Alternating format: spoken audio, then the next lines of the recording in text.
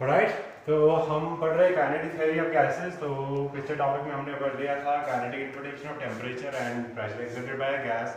आज हम बात करेंगे डिग्रीज ऑफ फ्रीडम की। तो डिग्रीज ऑफ फ्रीडम क्या, अगर सिंपल वर्ड्स में डेफिनेशन लिखेंगे, ये होता क्या है कि कितने डिफरेंट तरीकों से, कितने डिफरेंट वेज में हम सिस्टम की पोजिशन एंड कन्फिगरेशन चेंज कर सकते हैं। ओके, सो हम लिख सकते हैं क्या, is it number of different veg, alright, it is a number of independent ways in which the position and configuration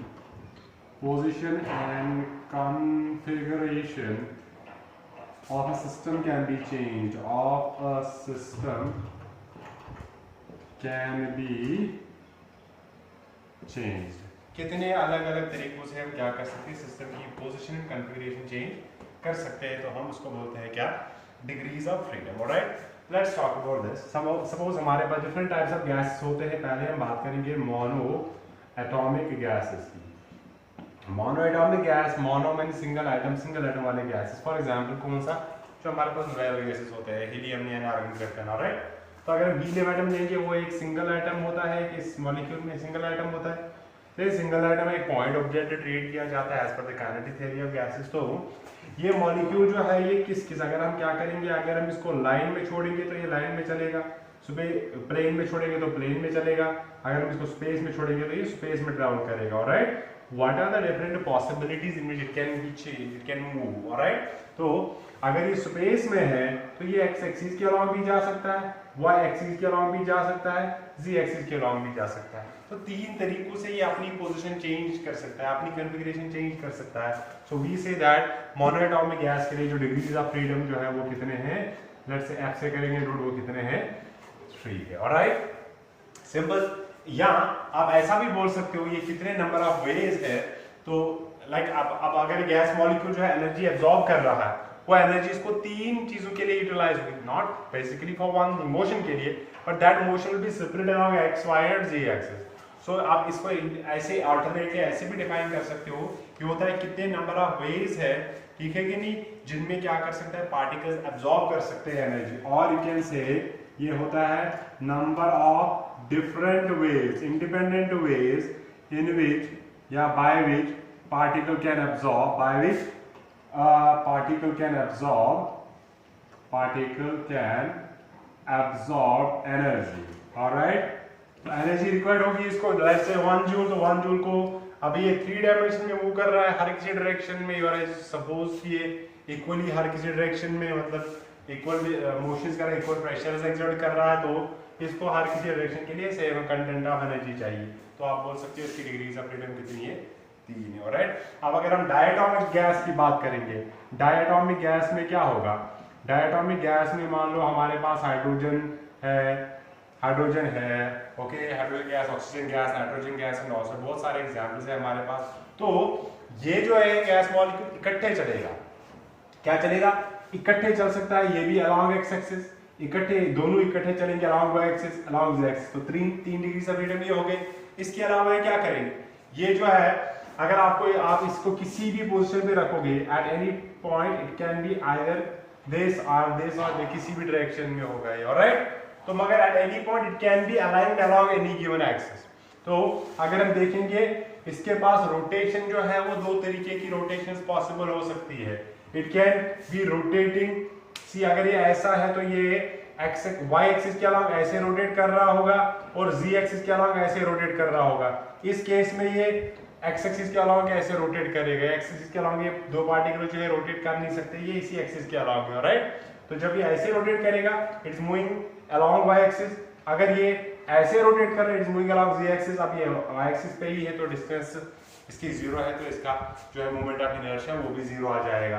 तो एक तो 3 आ गए इसके ट्रांसलेशनल मोशन की वजह से, 3 जो है 3 जो है वो आ गए because of translation along different axis, translation की वजह से along different axis, okay, along X axis, along Y axis, along Z axis, okay. और 2 जो है वो आएंगे इसको किसकी वजह से, रोटेशन की वजह से। रोटेशन अलॉन्ग एक्स एक्सिस, अगर एक्स एक्सिस पे अलॉन्ग है तो वाई एंड जी के अलॉन्ग, अगर जी के ऊपर है तो एक्स एंड वाई के अलॉन्ग, अगर वाई पे है तो एक्स एंड जी के अलॉन्ग। ऑलराइट, तो अगर आप इस मोनोटॉमिक की एनर्जी देखोगे, इसकी जो काइनेटिक एनर्जी होगी 1/2 mvx², 1/2 mvy², 1/2 mvz²। Alright, this along X axis, Y axis and Z axis.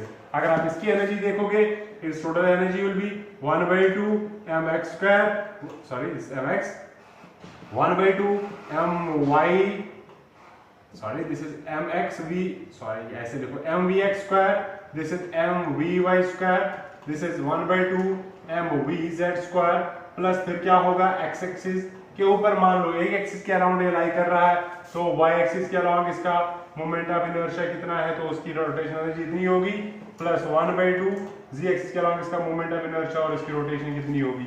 So there are five possible different ways in which the particle can absorb energy or can change its orientation and position. So what will be the number of these ways? These 3 plus 2, that is 5. So diatomic gases के लिए what is the number of degrees of freedom? That is 5. इसी तरह triatomic के लिए क्या होता है 7 and 6. Okay, linear and non-linear के लिए तो ये आप देखते रहेंगे। ऑलराइट, तो ट्राइटॉमिक के लिए याद रखिएगा, ट्राइएटॉमिक जो है, ट्राइएटॉमिक में जो हमारे पास 7 डिग्रीज ऑफ फ्रीडम भी होती है और 6 डिग्रीज ऑफ फ्रीडम भी होती है।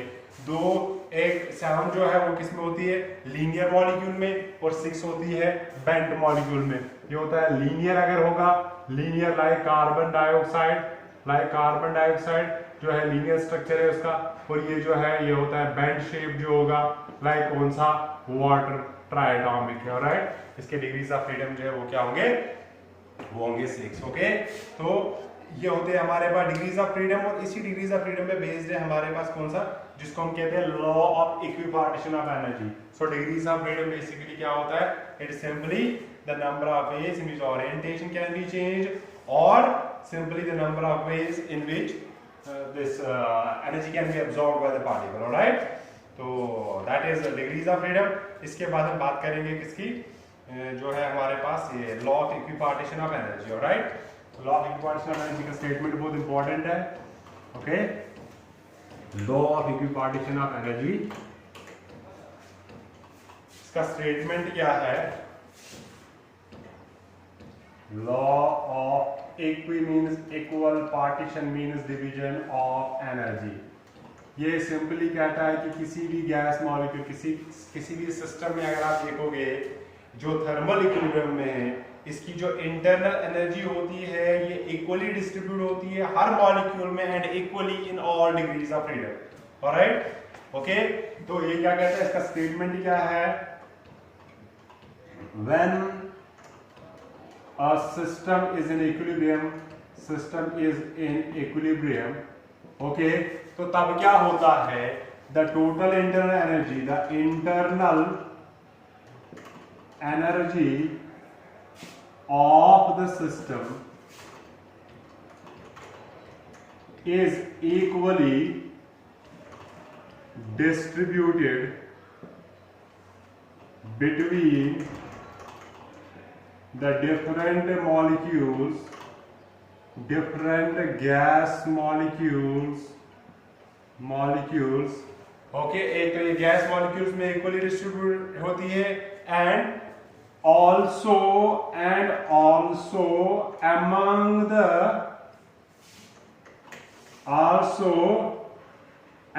the different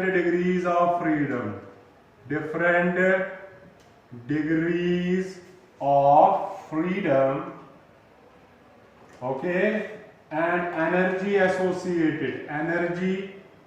associated with each degree of freedom जो है is equal to 1/2 half of kBT. That's the law of equipartition of energy. Okay, और आपको ये पता है ये kB जो है ये है हमारे पास कौन सी चीज, बोल्ट्जमैन कांस्टेंट। ऑलराइट, और T जो है ये आपको पता है ये क्या है, टेम्परेचर ऑफ द गैस।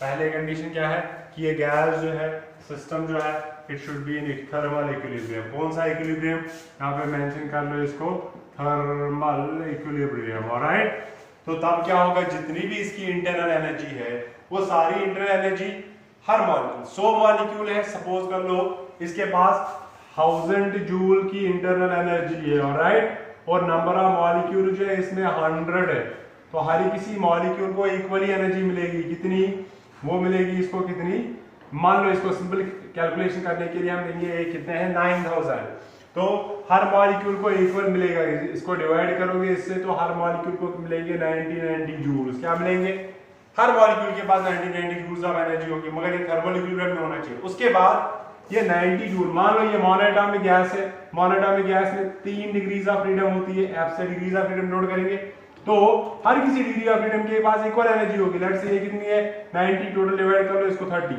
तो हर डिग्री ऑफ फ्रीडम ऑफ हर मॉलिक्यूल के पास इक्वल अमाउंट ऑफ एनर्जी होगी जब ये सिस्टम जो है वो क्या होगा, इक्विलिब्रियम में। Okay, this is law, this equipartition of energy.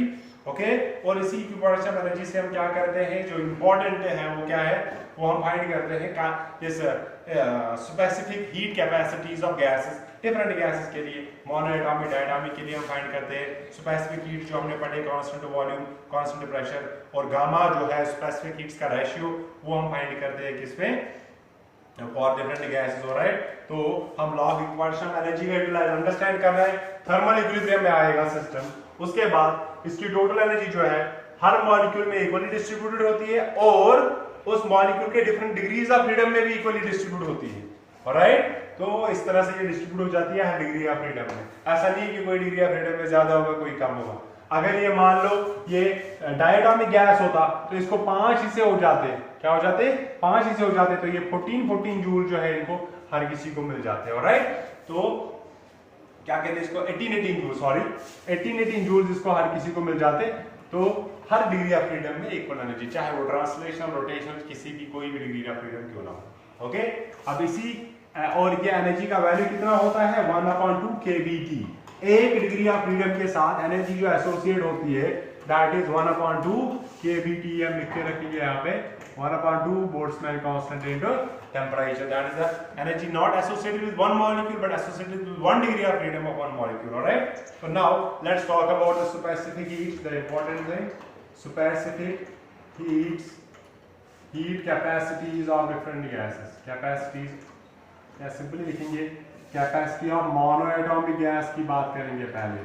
Monoatomic gas, जितने भी गैस दुनिया में मोनोएटॉमिक गैसेस है उनके लिए स्पेसिफिक हीट्स का वैल्यू फाइंड करेंगे हम। ऑलराइट, देखो मोनोएटॉमिक गैस के पास 3 डिग्रीज ऑफ फ्रीडम है। Okay, see we have energy associated with each degree of freedom, कितनी है, degree of freedom is equal to 1/2 kBT, that is the law of equipartition of energy. Okay, number of degrees of freedom कितने हैं, number of degrees of freedom या degrees of freedom कितने हैं, simply freedom एक monoatomic gas के लिए that is 3, तो energy हर किसी मॉलिक्यूल की कितनी होगी, तो एनर्जी ऑफ ईच मॉलिक्यूल जो है वो कितनी होगी, दैट विल बी, एक डिग्री के पास इतने 3 है टोटल, तो ये बनेगा 3/2 kBT। ऑलराइट, ठीक है कि नहीं। अब मान लो हमारे पास क्या है, n नंबर ऑफ मोल्स है हमारे पास। ओके, लेट्स से n जो है ये है हमारे पास नंबर ऑफ मोल्स, क्या है, नंबर ऑफ मोल्स। एक मोल में कितने मॉलिक्यूल्स होते हैं, Avogadro's number of molecules, Na हमारे पास है क्या, एवोगाड्रोस नंबर, एवोगाड्रोस नंबर होता है हमारे पास ये Na। तो हमारे पास total energy of the gas कितनी होगी, total energy of the gas जो है वो कितनी होगी, U लिखेंगे, 1 मोल हो गया इतना, इसमें कितने मॉलिक्यूल्स है, टोटल मॉलिक्यूल्स आ गए इतने, मल्टीप्लाइड पे एक मॉलिक्यूल की कितनी एनर्जी है, 3/2 kBT के बराबर। Very easy. ऑलराइट, थोड़ा सा सिंप्लीफाई करेंगे इसको ऐसे लिखेंगे 3/2। ओके, n को रखेंगे इधर, ये kB इंटू Na को रखेंगे अलग इंटू T, क्योंकि इसका वैल्यू हमें पता होता है किसके बराबर है, पहले भी हम लिख चुके हैं ये, बट ये जो हमारे पास Kb इंटू Na जो है ये होता है हमारे पास यूनिवर्सल गैस कांस्टेंट, तो U जो है ये आएगा किसके बराबर 3/2 N into R into T, that is our internal energy जो आ गई है किसकी, इस होल गैस की जिसमें n number of moles present है। ओके, आप क्या करेंगे, इसको डिफरेंशियल फाइंड करेंगे। ओके, तो differentiating on both sides, differentiate on both sides, तो du का वैल्यू जो है that is 3/2, n is constant, r is constant, temperature आएगा dt किसके रेस्पेक्ट में, मान लो dt के dt या x के रेस्पेक्ट में dx कैंसिल, इसको डिफरेंशियल बोलते हैं। ऑलराइट, तो ये आ गया हमारे पास इसके बराबर। बट फर्स्ट लॉ थर्मोडायनामिक्स, इसको मिटाते हैं, इसकी जरूरत नहीं है अभी हमें। बट जो हमारे पास फर्स्ट लॉ थर्मोडायनामिक्स है उसके हिसाब से जब हमने देखा ये जो du का वैल्यू होता है ये किसके बराबर होता है, इंटरनल एनर्जी का वैल्यू जो है वो किसके बराबर होता है, इंटरनल एनर्जी अगर आपने देखा होगा एट कांस्टेंट वॉल्यूम, तो eight constant volume the first law जो है हमारे पास, फर्स्ट लॉ ऑफ थर्मोडायनामिक्स जो है वो क्या है, वो है कि du जो है, सॉरी dq जो है that is equal to du plus 0 होती है, और एट कांस्टेंट वॉल्यूम में dq जो है हमारे पास होता है किसके बराबर, mcv इंटू dt के बराबर। रिमेंबर दिस एक्सप्रेशन, ये फर्स्ट लॉ थर्मोडायनामिक्स का स्टेटमेंट है, कहां पे, जब हमारे पास क्या होगा, जब वॉल्यूम कांस्टेंट हो गया, कांस्टेंट वॉल्यूम ये इसके बराबर आती है। ऑलराइट, तो जो है हमारे पास ये m लिख लो या n लिख लो, नंबर ऑफ मॉलिक्यूल्स लिख लो, इस टर्म्स में n लिख लो, लिखेंगे थोड़ा इजी हो जाएगा हमारे लिए। ओके, तो this is the internal energy जो प्रेजेंट होती है किसमें, कांस्टेंट वॉल्यूम। तो हम क्या करेंगे, comparing these two values. Okay, therefore we have in दो वैल्यूज को कंपेयर करके हम देखेंगे du के बदले में ncv dt लिखेंगे is equal to 3/2 nr dt के बराबर, m and n cancel out होता है, dt and dt although very small not equal to 0 we can cancel it out, तो cv का वैल्यू जो है that is equal to 3/2 r के बराबर आ गया हमारे पास specific heat at constant volume. Alright, अब हमें ये भी पता है मेयर्स रिलेशन जिसको हम कहते हैं, specific heat at constant volume at specific heat at constant pressure का वैल्यू जो है वो कितना होता है, वी नो क्या, from Mayer's relation Cp minus Cv जो है ये R होता है। ये हमारे पास कौन सी रिलेशन है, Mayer's relation, specific heat at constant pressure और वॉल्यूम का बीच में कनेक्शन जो है वो क्या है, इसके बराबर। तो यहाँ पे डालो वैल्यू, Cp जो है ये आएगा Cv आएगा आगे प्लस R, Cv का वैल्यू डालो, it is 3/2 R plus R के बराबर, तो ये बनेगा 5/2 R के बराबर, ये बन गया specific heat at constant pressure, ये एट कांस्टेंट प्रेशर जो है वैल्यू आ गया स्पेसिफिक हीट का 5/2 R, और एट कांस्टेंट वॉल्यूम आ गया 3/2 R। तो now gamma that is specific heat ratio, specific heat ratio जो है हमारे पास वो क्या है, गामा वो होता है Cp/Cv के बराबर, Cp इज 5/2 R, और इसको डिवाइड करेंगे 3/2 R से, तो 3/2 R से डिवाइड करेंगे, ये और ये कैंसिल, तो ये बच गया 5/3। So what is the value of gamma for monoatomic gases, that is around 1.67। Alright, 1.67 या 5/3 याद रख लो, that is the value of इसका मोनोएटॉमिक गैसेस के लिए जो हमारे पास specific heat at constant pressure का value, specific heat at constant volume का value and ratio of the specific heats. Alright, तो इस तरह से आप किसी भी गैस के लिए फाइंड कर सकते हो। You only need to know the degrees of freedom कितनी है इसमें। ऑलराइट, और आपको ये पता होना चाहिए कि क्या कहते हैं इसको, डिग्रीज ऑफ फ्रीडम पता होने चाहिए इसके। Alright, and this basic relation same है, चाहे आपके पास डायटोमिक गैस है, चाहे मोनोटोमिक गैस है, चाहे कोई और क्यों ना हो। ऑलराइट, सी डायटोमिक गैस में डिफरेंस किस चीज का आ जाएगा, छोटा सा डिफरेंस होगा डायटोमिक गैस के लिए। डायटोमिक गैस में थोड़ा सा आइडिया बता रहा हूं मैं, ये आप खुद भी कर सकते हो। डायटोमिक के लिए क्या होगा, डिग्रीज ऑफ फ्रीडम जो है वो है कितने, 5 है। ऑलराइट, तो एक के साथ एसोसिएट है 1/2 kBt, तो टोटल है जो एक मॉलिक्यूल के साथ होगी that is 5/2 kBt। Okay, then next step क्या है, टोटल नंबर ऑफ मॉलिक्यूल जो है n into Na और टोटल एनर्जी जो होगी U वो होगी total number of molecules N into Na, alright, multiply करेंगे किससे, एक मॉलिक्यूल की एनर्जी कितनी है 5/2 kBd, तो ये बनेगा 5/2 into N into Na into kB into T, और ये वैल्यू हमने अभी देख लिया था 5/2 nRT के बराबर बन गई है total energy. Again same method, ditto same है, आप क्या करोगे, du का वैल्यू आएगा 5/2 nRdt के बराबर, ऑलराइट। और आपको ये भी पता है क्या, अगर हम बात कर रहे हैं किसकी, डायटोमिक गैस की, ऑलराइट, तो डायटोमिक गैस में क्या हो रहा है, ये हमारे पास डायटोमिक ऑलराइट गैस है हमारे पास, तो नाउ बट हमें ये पता है क्या, du जो है वो होता है NCV/dt, तो इन दोनों को इक्वेट करेंगे, NCV/dt का वैल्यू आएगा किसके बराबर, it is 5/2 nRdt, dt n dt n cancel, तो Cv का वैल्यू आ गया 5/2 r, इसका वैल्यू पुट करेंगे Cp minus Cv equal to r में, तो Cp का वैल्यू आएगा Cv plus r, that is 5/2 r plus r, तो ये बनेगा 7/2 r, ये बन गया कांस्टेंट प्रेशर, और उसके बाद गामा का वैल्यू फाइंड करोगे, that is Cp/Cv 7/2 r divided by 5/2 r, और ये कैंसल, ये बन गया 7/5, तो अगर आप इसको सिंपलीफाई करोगे ये कितना आ जाएगा, गामा का वैल्यू 1.4 के बराबर आ जाएगा। तो इस तरह डायटोमिक का फाइंड कर सकते हो आप, ठीक है, डायटोमिक, इसके बाद ट्राइटोमिक, लीनियर नॉन लीनियर का वैल्यू भी फाइंड कर सकते हो, तो आप एक बार ट्राई कर लेना, it's very easy to calculate, alright. तो ये हमारे पास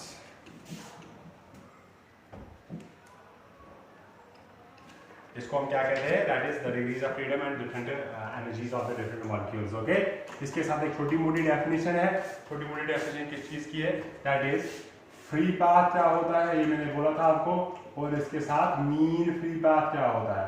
पहले फ्री पाथ देखेंगे, जब वह गैस मॉलिक्यूल किसी कंटेनर में होते हैं, मान लो वॉल्स के साथ कर रहे हैं कोलाइड या अपने आपस में कर रहे हैं कोलाइड, तो जब ये गैस मॉलिक्यूल्स एक दूसरे के साथ कोलाइड कर रहे हैं तो देखो क्या होता है, कोलिजन के टाइम ये अपनी एनर्जीज एक्सचेंज कर लेते हैं, जब ये आ गया, इसने इसको धक्का दिया, एनर्जीज एक्सचेंज हो गई, इस धक्का लगने की वजह से ये भी एक्सेलरेट होता है, ये भी एक्सेलरेट होता है।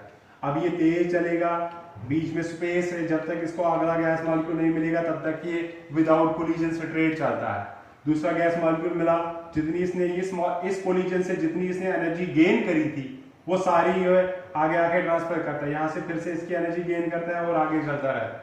तो बिटवीन एनी टू कोलिजन, जो ये स्पेस होती है बिटवीन द मॉलिक्यूल जिसमें ये गैस विदाउट कोलिजन फ्री रहता है, उस स्पेस, उस पाथ को हम बोलते हैं फ्री पाथ। तो फ्री पाथ जो होता है ये होता है distance, okay, travelled between two consecutive collisions, okay, उसको हम बोलते हैं इज कॉल्ड एज, उसको हम बोलते हैं फ्री पाथ। क्या बोलते हैं, फ्री पाथ। अब मीन वैल्यू, अगर आप इसको और नंबर ऑफ कोलिजन्स की बात करोगे तो उसका वैल्यू निकालोगे मीन, तो वो आएगा किसके बराबर, मीन फ्री पाथ के बराबर, ऑलराइट।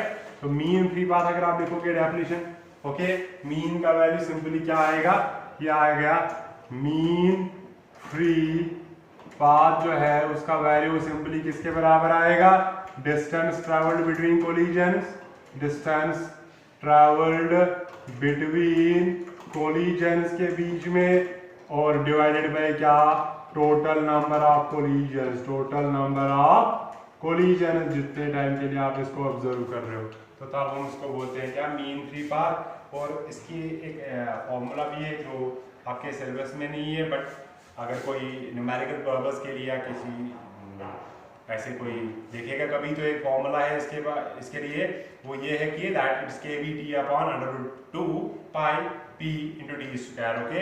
तो ये लैम्डा से हम नोट करते हैं, ये होता है kB इंटू टी, kB है बोल्ट्जमैन कांस्टेंट और t जो है ये हमारे पास टेम्परेचर है, और डिवाइडेड बाय किससे, √2 into p into pi into D square, alright. ये हमारे पास बन जाता है क्या, एक्सप्रेशन किसके लिए, मीन फ्री पाथ के लिए। इसमें जो ये डिफरेंट टर्म्स है वो क्या होते हैं, एक टर्म जो है हमारे पास केबी बोल्ट्जमैन कांस्टेंट है, T is temperature, P is pressure, pi आपको पता है। डी जो है ये क्या है, डी जो है ये मान लो ये डायमीटर है। क्या है, डायमीटर। डायमीटर का मतलब क्या होता है, अगर आप देखोगे जब हम इसको डिराइव करते हैं इस एक्सप्रेशन को, हम ऐसे मान के चलते हैं कि ये एक हाइपोथेटिकल सिलेंडर में ये गैस मॉलिक्यूल्स मूव कर रहे हैं, ठीक है कि नहीं, कोलाइड कर रहे हैं एक दूसरे के साथ ऊपर नीचे, और क्योंकि इनका एक रेंज होता है इन मॉलिक्यूल्स का। ये देखो यहाँ वाइब्रेट कर रहा है आगे पीछे, ओके, कितने रीजन में ये वाइब्रेट कर रहा है।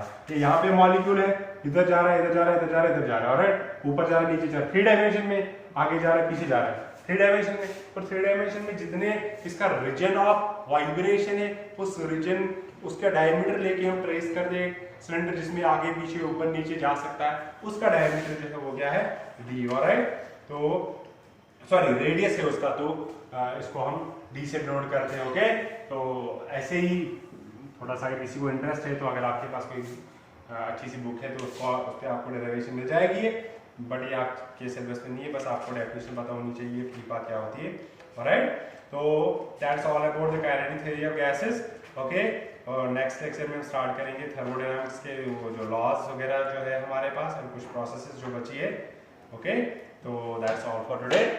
इसके ऊपर कुछ न्यूमेरिकल्स वगैरह है, सिंपल फैक्टर बेस्ड है, वो ट्राई कर सकते हैं। और कल हम जब ये चैप्टर थर्मल के वो लॉज कंप्लीट करेंगे उसके बाद वो कुछ न्यूमेरिकल्स हम देखेंगे इसमें।